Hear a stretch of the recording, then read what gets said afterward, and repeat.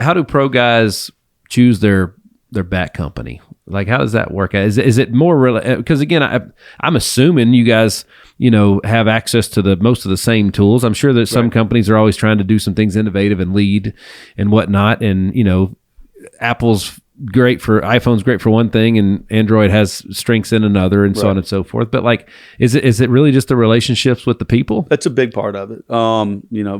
As a former baseball player yourself, we all may not be superstitious, but we're all a little stitious. And so I think with, for us getting in front of the younger kids, so that brand recognition is there, that if they do get the chance to play pro ball, like your first year in pro ball, like there's going to be a lot of people coming at you, right? And not in a bad way, but you have your choice of bat companies to work with. Our hope is that when in year one, that we're one of those bat companies you decide to work with, and that you get really, really hot with us, and that makes it harder for you to put us down. That's right. With it. And then that's when the relationship kicks in. Are we doing our job, working with you, getting you the proper tool for what you need? Is there? I should know this. I don't. Like I remember, I don't remember who it was, but somebody used Aaron Judge's bat last year in something. They were like, what was it like hitting with that? They're like, it was big and heavy, like that was the thing. There's a clip of A-Rod that went viral again the last couple of years where he borrowed somebody else's bat. I think it was King Griffey Jr.'s, hit a bomb with it. So that was actually Rafael Palmeiro's bat when he was in Texas, and it was an old hickory. Got it. There you go. So, all right. So that's cool. Cause I will just use that example. So you guys are, you see A-Rod on TV and all of a sudden he's got an old hickory in hand and you're like, yes. Oh yeah. We definitely watch baseball differently than almost anybody on the planet. And it's hard because I'm a huge baseball fan. I love baseball. But if I have a guy like, that orders bats and I know he got them today, like I checked, like UPS dropped him off before the game. So he's got him and I'm watching that game and all of a sudden it's not us. I'm like, oh man, like, all right, what's on the cooking channel? So it makes it hard sometimes, but at the end of the day, it's those relationships. There's a lot of luck involved with it. And then you obviously have to make a good product with it, and you have to stand behind your product with it. Is there once you guys have a player that's swinging your bats, are they exclusive? Is there how's that work? There is some exclusivity. There is some contractual stuff that goes on behind the scenes. By and large, most guys are not. They want the freedom to it's never them. It's always the bat when something doesn't work. So, and as a player, I understand that with it. The guys like the Mike Trouts, the Matt Olsons, who else would be a good one? Michael Harris down in Atlanta. The guys that if they're hitting 330, we know it's our bat. If they're hitting 230, we still know it's our bat. Yeah. If they're hitting 130, we unfortunately still know it's our bat. But those guys, that's not the norm. You'll see a lot of guys that, they're tinkering around in season with different bats. Rafael Furcal, who's playing Atlanta with the Dodgers, the story with him is we did bats for him, but he would always try to steal the bat of the guy that hit the home run in front of him. And so the Braves had to put a bat boy in front of the bat rack because Chipper Jones used a 35-inch, 33-ounce bat. And Furcal was this 33, 31, and Chipper hits a home run, and Furcal would walk over and grab one of his bats. And they said he's literally bumping it up the dugout steps trying to get on deck with it. And so they had to stop, they're like, hey man, like let's be a little realistic with it. But that's the way most players are with it. Minor league baseball, while the money's gotten better, it's still not great. So the expectation level of a minor league guy swinging one brand exclusively, unless that brand is what the team is buying for their guys. That's a really hard expectation level for those guys. That makes sense. That makes sense. You mentioned earlier the ink dot test. Yeah. Talk to me about that. All right. So the ink dot test came along in 2009. And for all the baseball buffs out there, 2007, 2008 was really when the Barry Bonds effect took full impact. So Barry was the first guy swinging maple bat exclusively. Yeah. Hits all his home runs. Then everybody's got to have maple.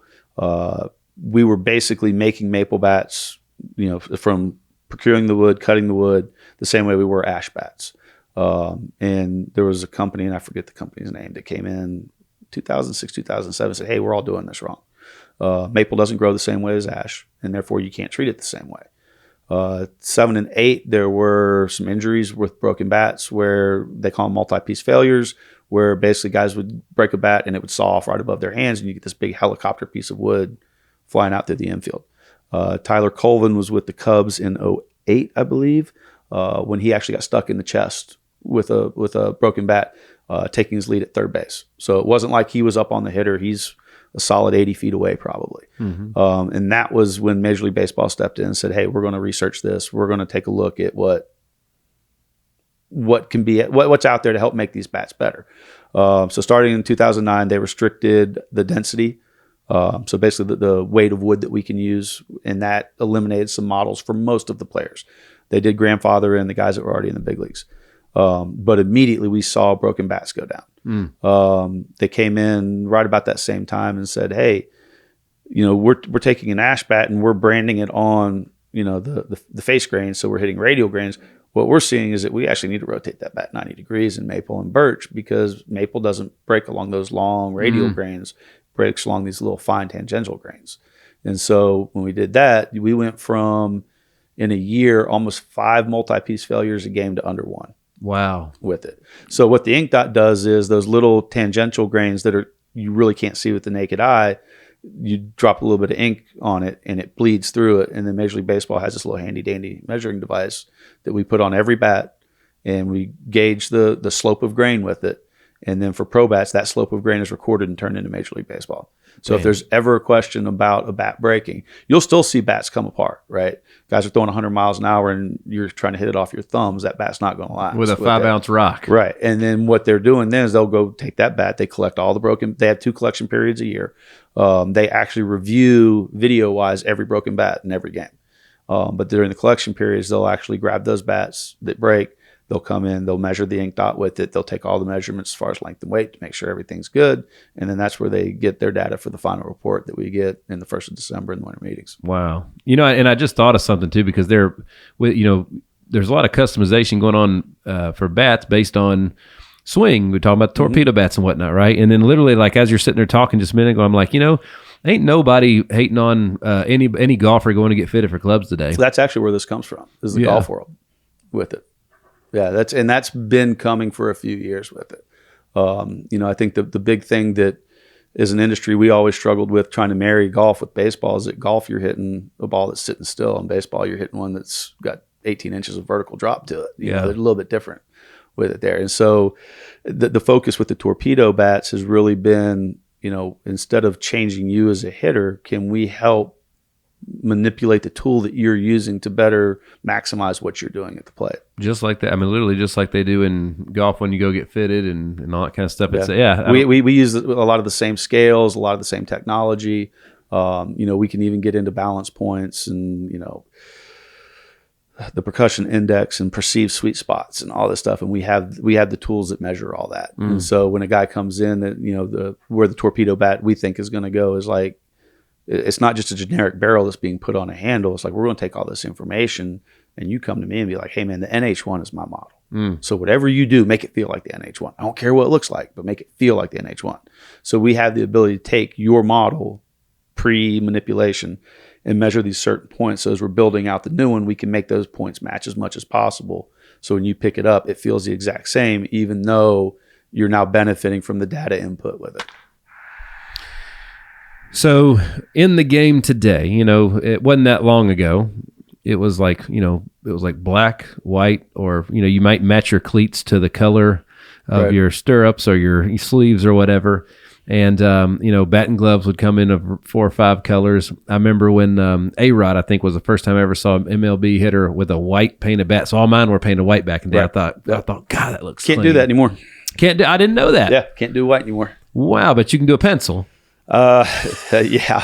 You can paint it like a pencil. Yeah. So technically we get 4 days a year that we get to play around with the bats. Okay. Mother's Day is all pink.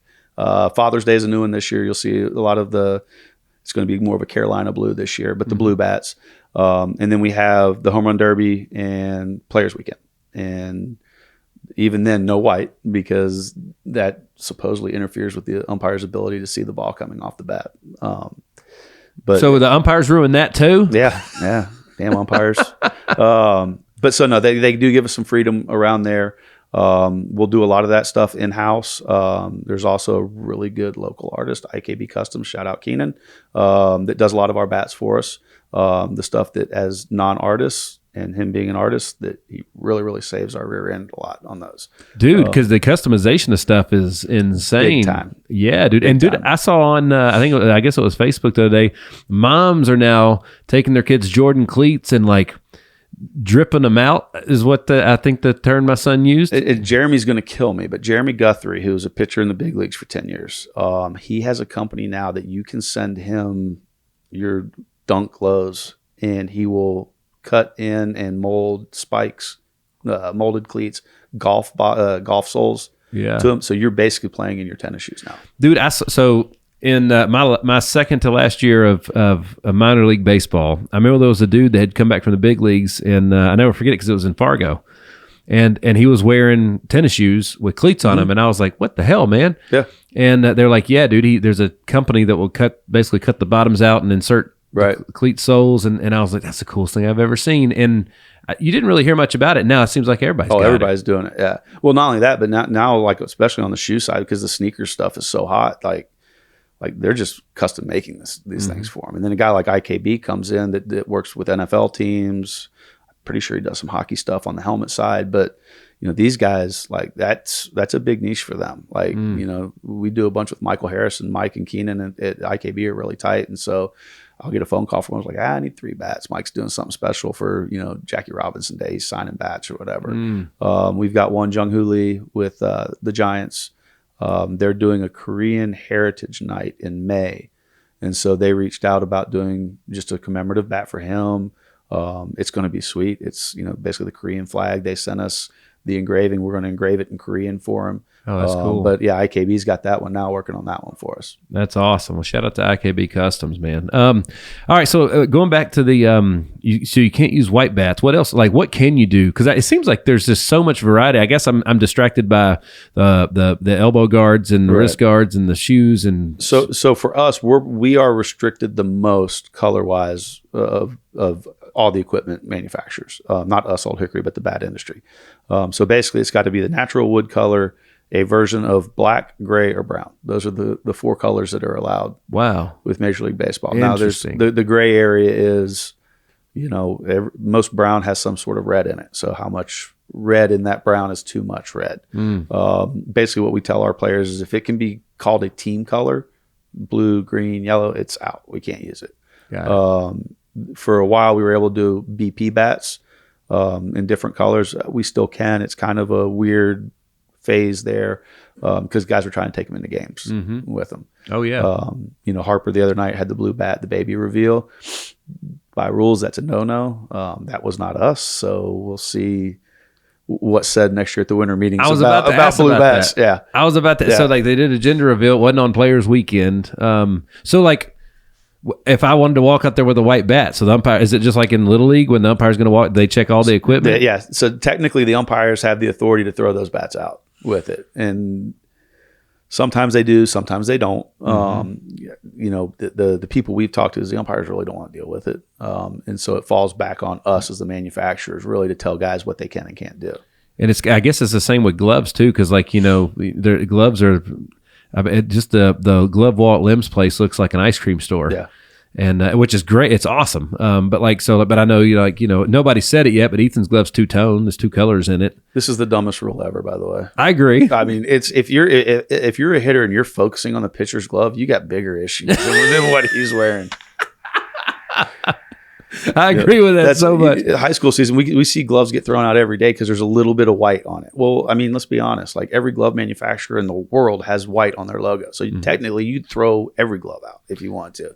And so it's an umpire discretion thing. And quite frankly, it's a financial thing with the families because now you're saying, I just spent $300 on this glove and my kid can't use it. Like, yeah, come on. Let's firm up the strike zone a little bit before we worry about what kind of glove kids throwing. I've been carrying around a solid color glove in the truck. Oh, this whole time, just in case he's standing out of the mound, and it would be a coach that probably called attention to it. Yeah, our high school has the same thing. They have somebody's solid black glove that's the backup right-handed pitching glove. If anybody's ever said anything to them, that's crazy, dude. That's crazy.